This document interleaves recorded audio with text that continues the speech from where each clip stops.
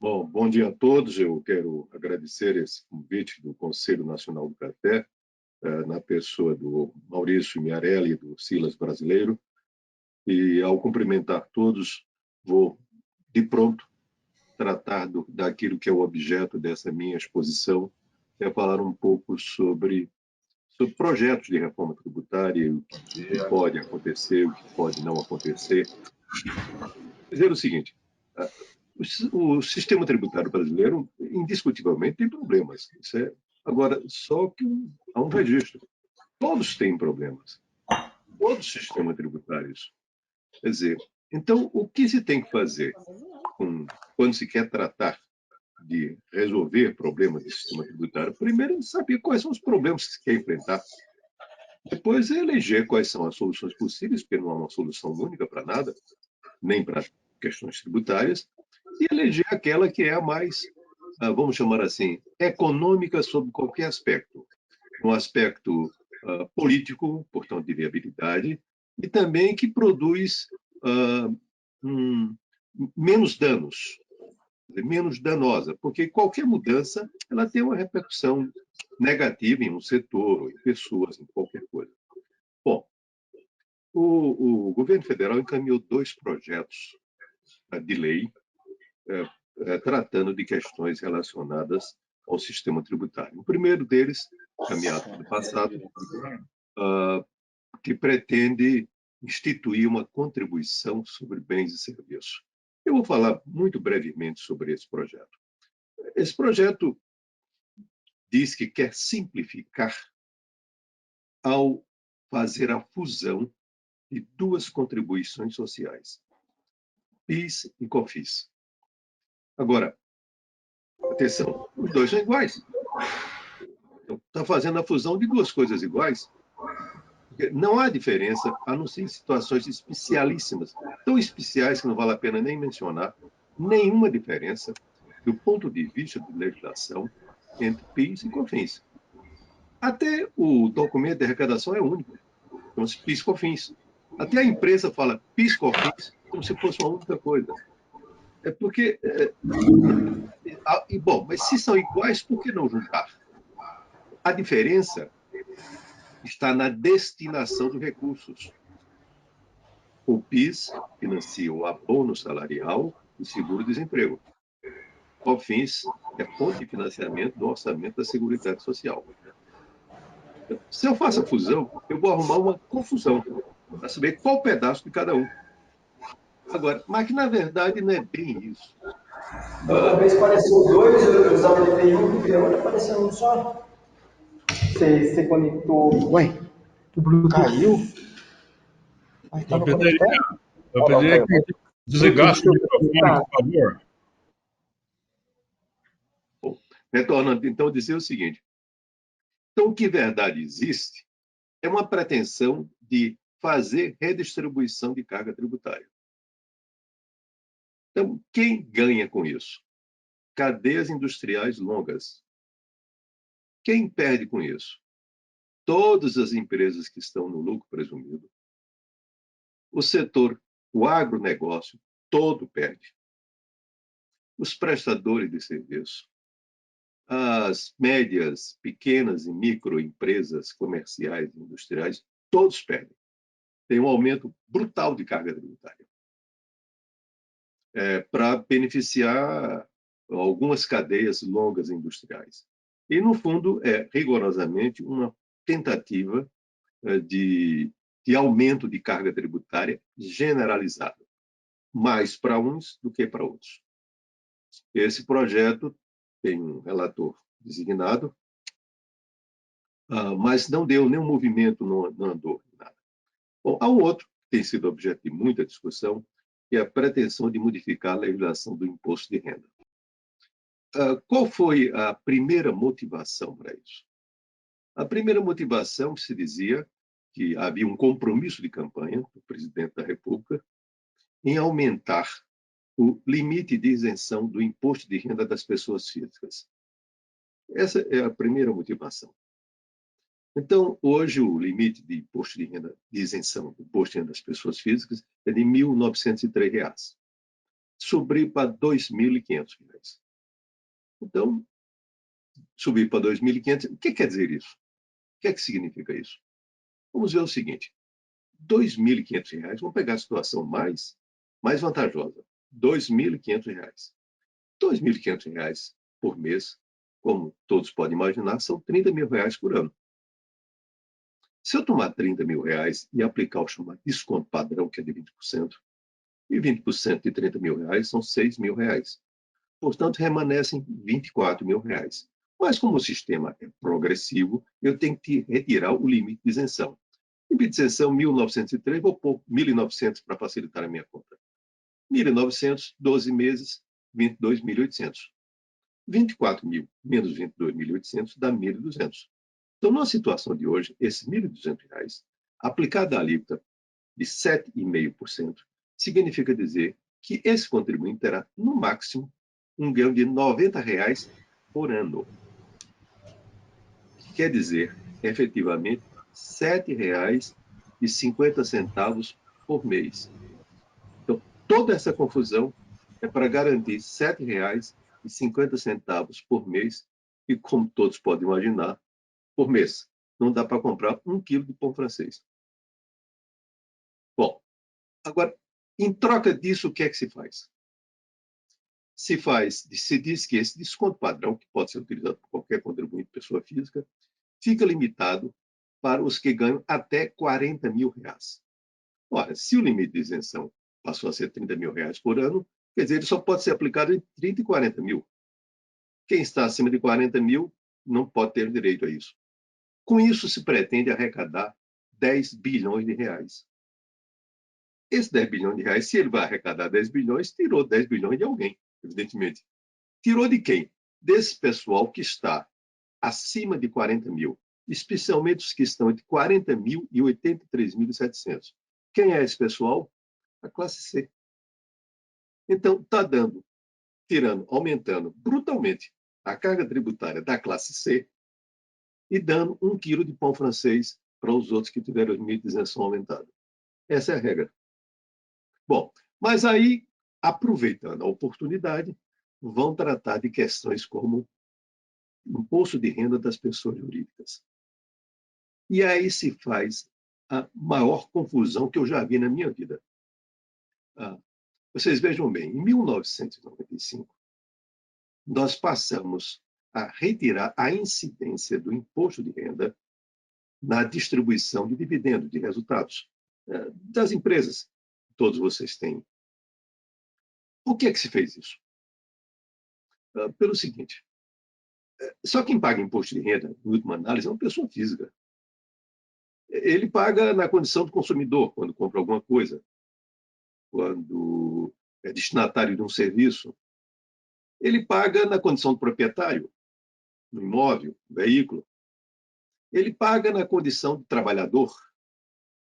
Na condição de trabalhador, os impostos incidentes sobre a atividade laboral. Ou paga na condição de investidor. Investidor no mercado financeiro ou como sócio de empresas. Porque, no final de contas, quem investe numa empresa, como todos os senhores e senhoras fazem, estão na expectativa de ter algum retorno. E esse retorno, como é que se expressa? Como é que se materializa? Se materializa no dividendo, no resultado distribuído. Esse resultado, por sua vez, ele é, do ponto de vista tributário, ele é afetado por duas tributações. Uma tributação que ocorre na própria empresa e na distribuição. Então, significa dizer que nós temos três maneiras de tributar isso. Ou se tributa só na empresa, ou tributa só na distribuição, ou tributa na empresa e na distribuição. Eu tenho que eleger a solução que é tecnicamente mais adequada para o fisco e para o contribuinte. Então, vamos pegar o seguinte, vamos tomar algumas perspectivas. Perspectiva da sonegação fiscal. Sem dúvida nenhuma, tributar só na empresa previne uma sonegação fiscal extremamente insidiosa e de dificílimo controle, que chama-se distribuição disfarçada de lucros. Essa expressão, hoje, sequer as pessoas conhecem o que é isso, porque desapareceu no Brasil. Não existe mais isso. Quer dizer, Imagine o seguinte, eu tenho uma empresa. E resolvo comprar um automóvel. Bom, esse automóvel, o dividendo é tributado. Mas se o dividendo é tributado, eu prefiro comprar em nome da empresa. Porque eu não só serei tributado no dividendo, como também até vou constituir uma despesa. Mas esse carro será para mim ou será para a empresa? Quem vai arbitrar isso é o fiscal. Quer dizer, há um grau de subjetividade imenso. Então, quando eu assumi a Receita Federal em 1995, parte significativa da fiscalização era destinada a verificar isso. Hoje em dia, ninguém faz mais nada disso, não existe isso. Isso sumiu do mapa. Quer dizer, portanto, tem interesse nenhum. Segundo ponto de vista, do ponto de vista de vulnerabilidade arrecadatória. Suponhamos que a distribuição de dividendo se sujeita a fatores exógenos, não necessariamente tributários. Por exemplo, no ano passado, o Banco Central, acertadamente, disse que nenhuma instituição financeira poderia distribuir dividendos em volume maior, que é o mínimo estabelecido nos seus estatutos. Por razões, portanto, estritamente da supervisão bancária. Ora, se acontece isso, não há distribuição de dividendo, não há arrecadação. Impacto da arrecadação. No ano passado, a União Europeia deliberou que empresas que recebessem subsídios não poderiam distribuir dividendos. Impacto da arrecadação, é claro. Vamos pegar numa outra perspectiva. Na perspectiva da liberdade de ação, liberdade de ação do investidor. Se diz, ora, se você tributar os dividendos, você induz o contribuinte, o sócio, a reaplicar na própria empresa. Agora, suponhamos que essa empresa fabrica VHS. Então, ele será induzido a produzir VHS para quê? Para nada. Porque ninguém usa mais VHS. Agora, se não há incidência na distribuição, ele pode, não está proibido de aplicar na própria empresa, ou aplicar noutra. Não, então, eu prefiro aplicar no outro negócio. Ou aplicar no mercado financeiro, por qualquer razão, conjuntural, ou, enfim, porque quer fazer assim. Ou consumir, ou então fazer uma combinação disso. Então, portanto, existem graus de liberdades muito maiores quando você não faz a incidência na distribuição. E qual foi o resultado disso? Isso foi feito em 1995. O que é que aconteceu quando se fez isso? Ponto número 1. A arrecadação cresceu em termos reais entre 2002 e 1996, 117%. É um crescimento sem nenhum padrão de comparação no mundo. A participação do IRPJ, como no PIB, cresceu 50%. Não tem nenhum precedente no mundo. E o que é que aconteceu? Os contribuintes gostaram. Apareceu o patrimônio das pessoas. Quer dizer, formalizou, organizou e simplificou. Então, o que é que se quer agora? Se diz, nós queremos reduzir a carga tributária das empresas, porém tributando dividendos. Mas, afinal de contas, o que é que você quer fazer fazendo isso? Você escolhe o pior dos mundos possíveis, para nada. Quer dizer, bom,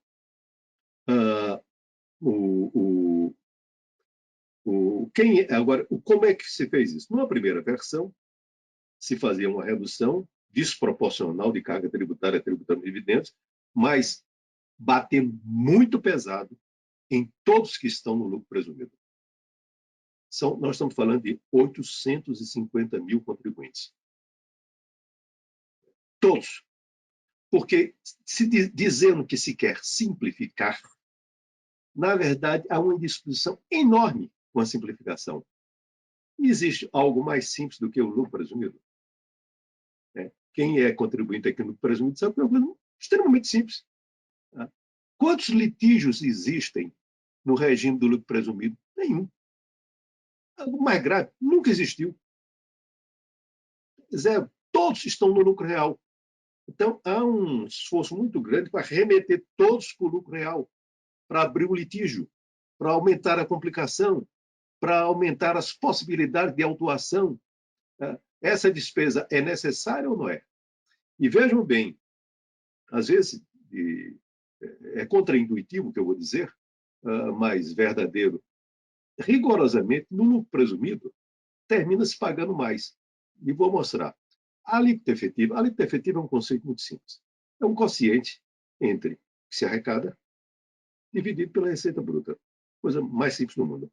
A alíquota efetiva do lucro presumido no Brasil é 2,5%. Do lucro real, 0,99%. Ora, mas sendo o lucro presumido opcional, as pessoas optam por pagar relativamente mais? Sim, por duas razões. Primeiro, simplicidade. Segundo, segurança jurídica. Uma vez recolhido, está encerrado o assunto. Não há litígio de espécie alguma. Então, isto é conveniente para o contribuinte. E vejam bem, isto é optativo. Optativo. Bom, aí vem daí um outro objetivo dessa reforma. É eliminar o chamado juro remuneratório do capital próprio, que só são aplicáveis a grandes empresas. Mas tem que compreender assim, por que se criou isso no Brasil? Se criou isso no Brasil pelo seguinte: no Brasil, até 1995, se tinham chamados a dedutibilidade da correção monetária do patrimônio líquido das empresas, que era objeto de enorme controvérsia e complicava tremendamente o imposto de renda. O que é que se pensou no Brasil? Fazer algo que fosse sucedâneo disso de maneira muito mais simples. O juro remuneratório de capital próprio tem uma vantagem adicional. Vamos imaginar que ele não existe. E tem uma empresa que tem uma matriz nos Estados Unidos e uma filial no Brasil e decide capitalizar a filial brasileira. Ela só tem duas opções. Ou faz de empréstimo, ou faz de capital de risco, investimento, ou combinação disso. Bom, se me perguntasse como é que eu devo fazer, eu digo, faça sob a forma de empréstimo. Por quê? Porque o empréstimo não tem risco, ele volta. Segundo, o empréstimo tem juros. Os juros são dedutíveis. O investimento direto não é.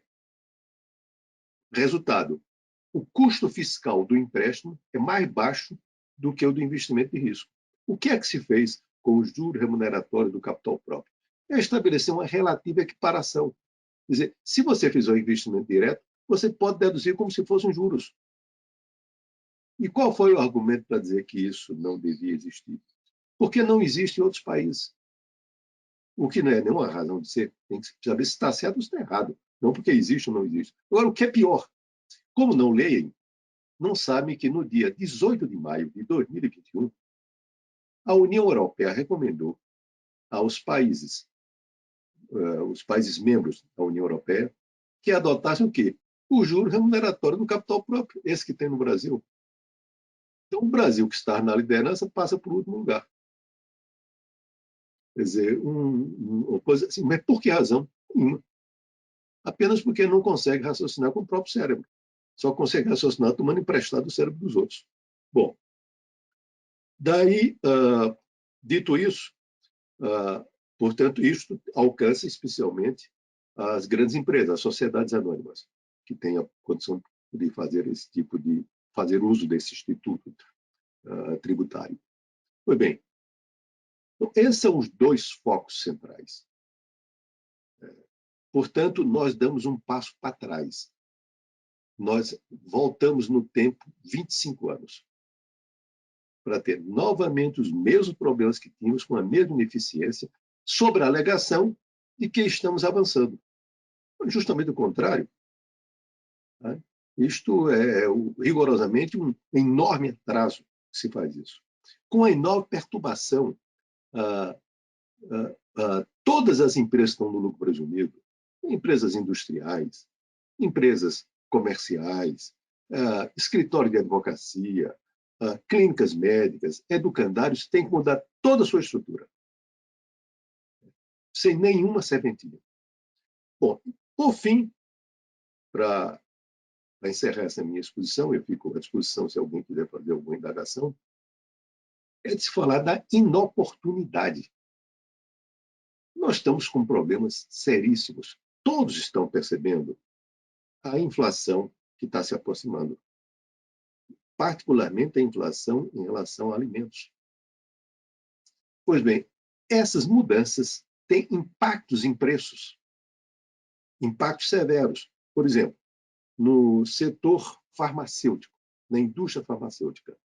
Na indústria farmacêutica, a retirada do modelo existente, como querem, tem uma implicação de aumento de preço nos produtos farmacêuticos de 12%. Portanto, assim, completamente inconveniente na circunstância. Segundo, há também a questão do risco fiscal. A versão do chamado substitutivo, ela tem uma suposta perda de arrecadação de 30 bilhões de reais em imposto de renda. Acontece que o imposto de renda é partilhado com os estados e municípios, por meio do Fundo de Participação dos Estados e do Fundo de Participação dos Municípios. A imensa maioria dos municípios brasileiros tem como fonte principal de financiamento o Fundo de Participação dos Municípios. 88% dos municípios brasileiros têm população inferior a 50 mil habitantes, que é o piso do Fundo de Participação dos Municípios. E sua principal fonte de financiamento é o Fundo de Participação dos Municípios. Todos terão problemas. Todos terão problemas. Se pretendeu fazer o que chama lá um gatilho, que no artigo que está sendo publicado hoje no Estado de São Paulo, onde eu escrevo, é a pior redação que eu já vi na minha vida. É ininteligível o que está escrito. Eu até, em tom sarcástico, existe um prêmio, todos conhecem o prêmio Nobel, e tem o chamado prêmio Ig Nobel, o prêmio dos ignorantes. Eu disse, esse é um forte concorrente ao prêmio Ig Nobel de má redação, a proposição que está lá escrita.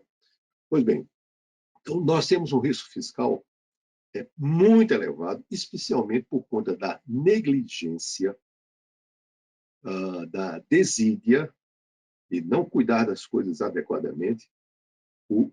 Fomos surpreendidos com precatórios, portanto, créditos líquidos e certos contra a Fazenda Pública, que foram encaminhados em 1º de julho, mas que existe desde o ano passado, que chegam a 90 bilhões de reais para o próximo orçamento.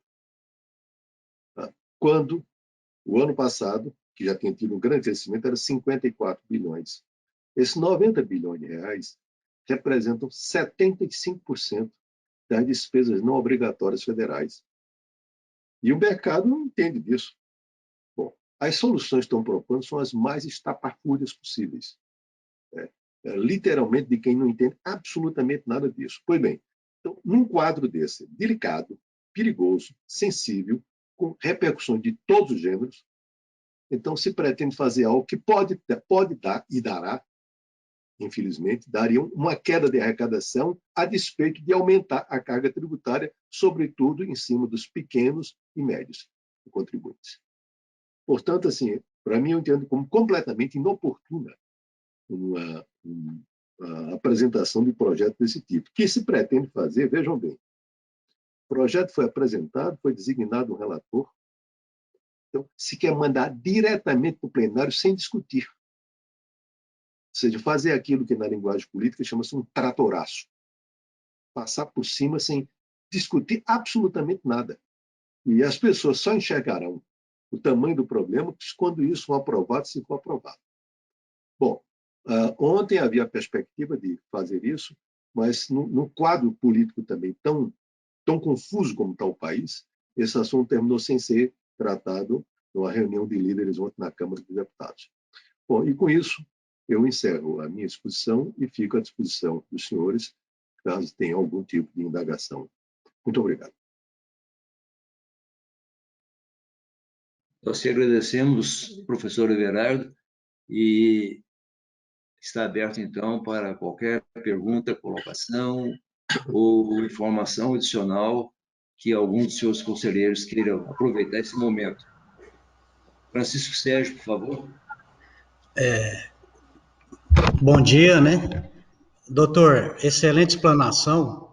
E o governo, os parlamentares, não fazem uma consulta dessa para o senhor? Não, não, porque eu não, ele ouviu o que não quero ouvir. Porque, na verdade, assim, vem com ideia fixa sobre o assunto. Então, de fato, não. É uma pena, né? Porque, como o senhor disse, é uma coisa tão simples e estão complicando a vida, né, de nós empresários. Então, assim, é bitributação na pessoa jurídica, né? Então, como se diz, estão fazendo tudo isso por 1 quilo de pão, né? E vai complicar mais ainda a vida da nação, né?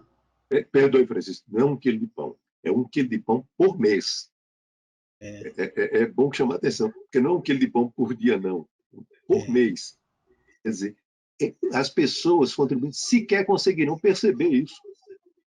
Imagina, são R$ 7,50 no mês. Ele nem consegue perceber essa diferença. E toda essa confusão por isso. É uma pena. Mas muito obrigado aí pela explanação. Excelente. Doutor Bento, o senhor tem a palavra.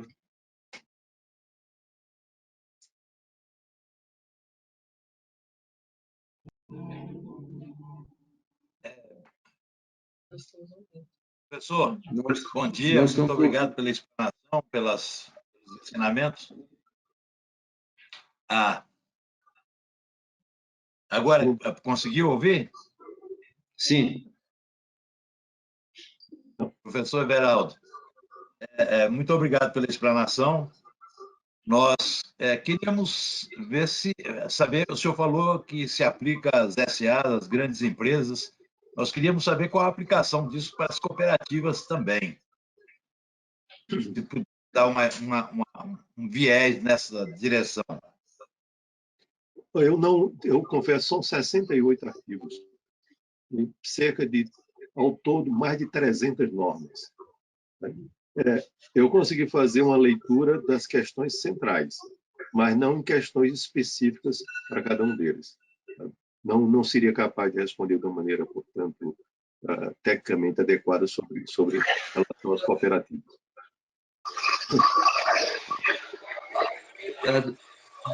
Doutor Marco Brito, por gentileza.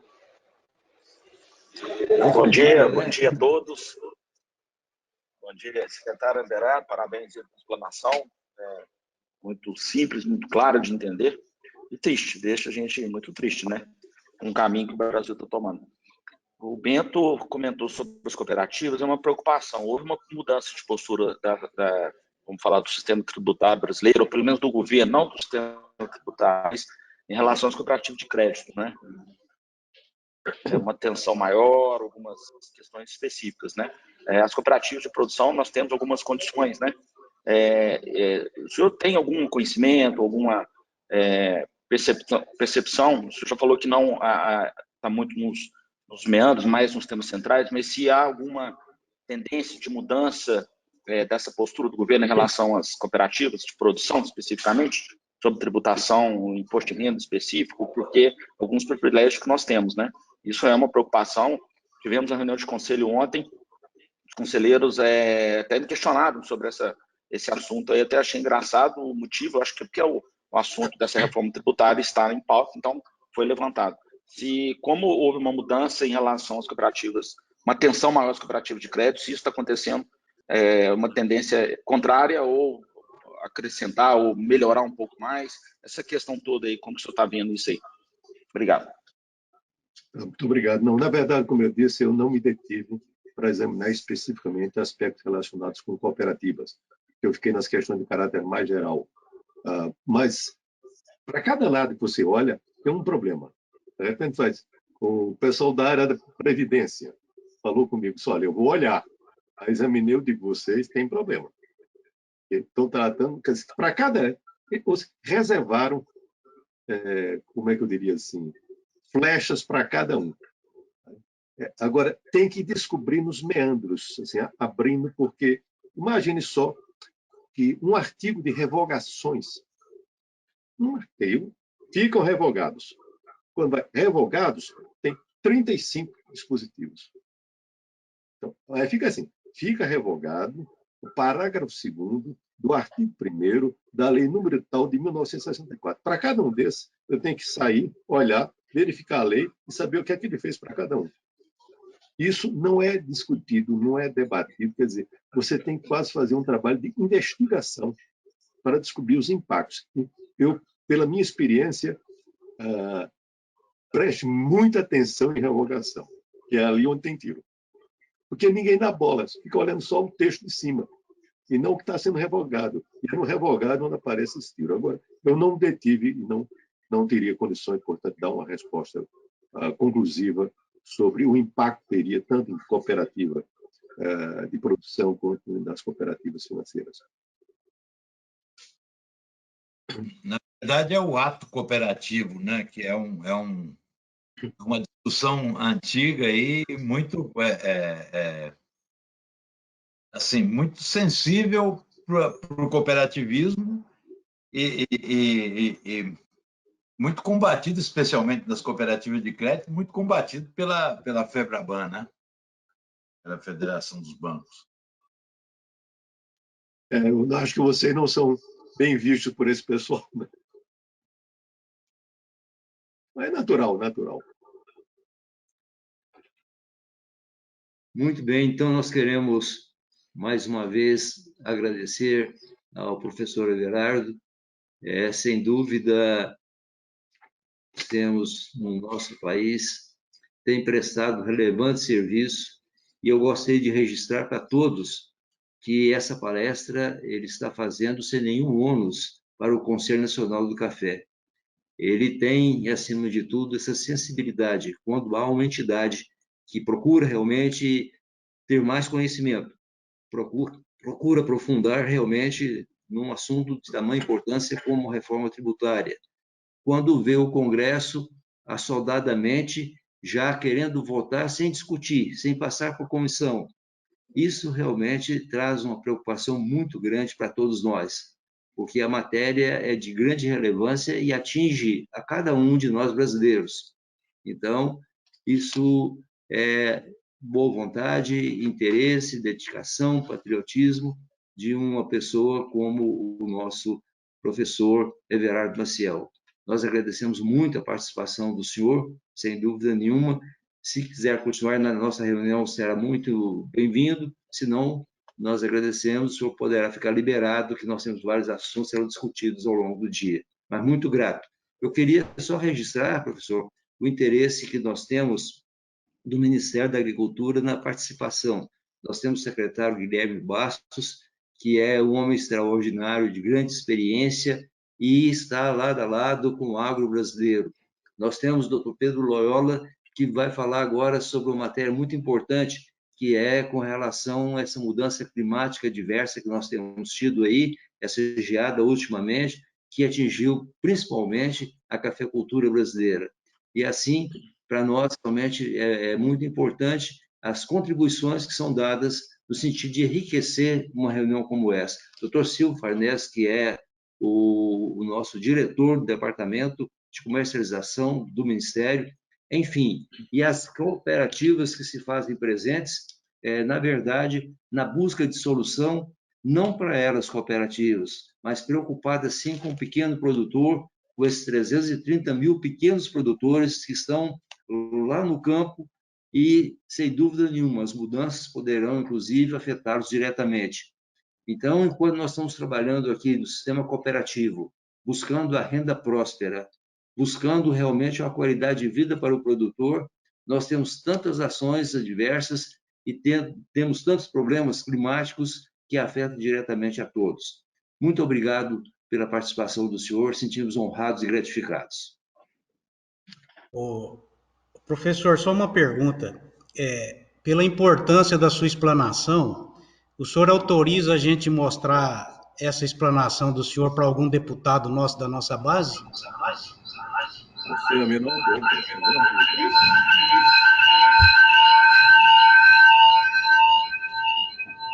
a menor dúvida.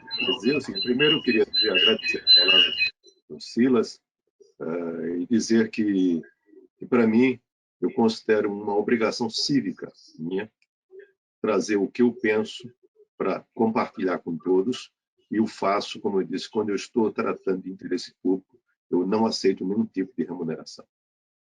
Então, isso com base na minha convicção pessoal de tentar ajudar o país com o que eu sei, com o que eu aprendi, e compartilhar, portanto, com todos. Segundo, dizer o seguinte, aproveitando o que o Francisco Sérgio mencionou, se vocês estão convencidos, se saem convencidos da inoportunidade desses projetos, eu acho que deveriam procurar todos os parlamentares que são do seu conhecimento para compartilhar isso e fazer com que eles tenham a percepção do enorme potencial de dano que tem projetos dessa natureza que estão tentando passar no Congresso Nacional.